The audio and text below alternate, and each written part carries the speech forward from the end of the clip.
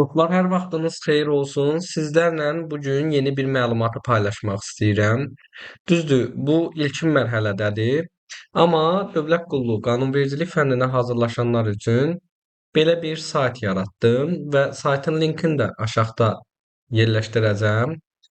İlk olaraq gəlin bu sayta nəzər salaq, görək saytda nələrimiz var. Baxın, bu hissədə fənlər hissəsində burada düzdür məntiq, ana dil, informatika var. Düzdür, bunları hələ hazırlamamışam, amma bizim üçün əsas lazım olan qanunvericilikdir.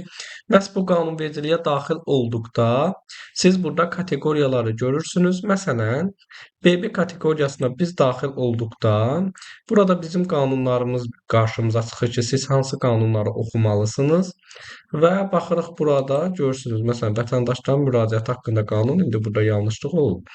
Məsələn, məlumat azadlığına baxaq. Görürsüz, məlumat azadlığı haqqında qanundur. Düzdür, saytın müəyyən belə deyim hissələrində problem ola bilər. Məsələn, baxın, bu elektron imzadır, bu qanunu oxuyursunuz və s. Əlbəttə ki, bunları siz gördükcə mənə deyəcəksiniz, mən də bunu düzəldəcəm. Yenə də qeyd edirəm, bu ilkin mərhələdə düzəldilən saytdır. Məsələn, burada korrupsiya qarşı mübarizəyə baxaq. Görürsünüz, burada bu bizim qanunumuz avtomatik olaraq çıxır. Bu isə BA kateqoriyası üçündür. Daha sonra burada biz artıq proqramımızı baxandan sonra indi bu da yenilənəcək daimi. Ondan sonra biz burada nəyə baxa bilərik? Baxın, imtahanlar üçün burada da yazmışam.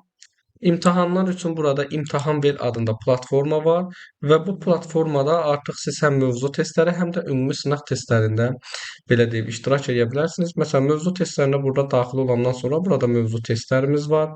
Məsələn, buradan başlaya vuranda artıq sizi linkə atır və bu link vasitəsilə siz burada adınızı, soyadınızı yazıb iştirak eləyə bilirsiniz.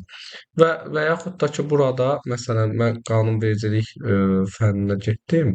Burada imtahan verdə, ümumi sınaqda məsələn baxın, ümumi 11 sınağımız var. Bu da belə öz qaydasında. Ondan sonra burada mənim YouTube kanalımda son videolarıma baxa bilərsiniz. Məsələn, üzərinə klik etdikdə bu mənim YouTube kanalıma artıq son paylaşdığım videonu da görə bilərsiniz. Daha sonra nələrimiz var? Yenə də burada eyni şəkildədir. Bu ətraflı deyək. Burada ətraflı deyəndə artıq bu yenə bizi kateqoriyalara atır. Sonra sınaq imtahanlarıdır. Sınaq imtahanları da eyni şəkildə. Baxın burada.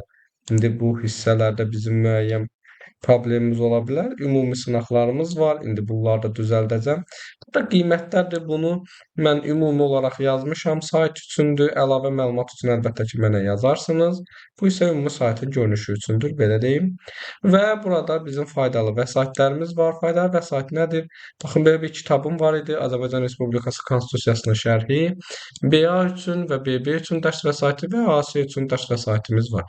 Yükləmək istəyəndə bura daxil olursunuz. Məsələn, yükləyə vurdunuz. Buradan artıq yükləyə bilərsiniz rahat bir şəkildə. Görürsünüz, bax, bu da bizim kitabımız, bu da bizim ön səhifəmiz. Bax, belə dostlar, eyni şəkildə bizi sosial şəbəkələrdən də izləyə bilərsiniz. Burada YouTube kanalımdır, Instagramdır və Telegramdır. Məsələn, Telegrama daxil olanda bax, burada da görürsünüz, daxil ola bilərsiniz. Bax, belə dostlar, güman edirəm ki, hər biriniz üçün faydalı olar. Yenə deyirəm, sayt ilkin mərhələdədir. Domenin almamışam.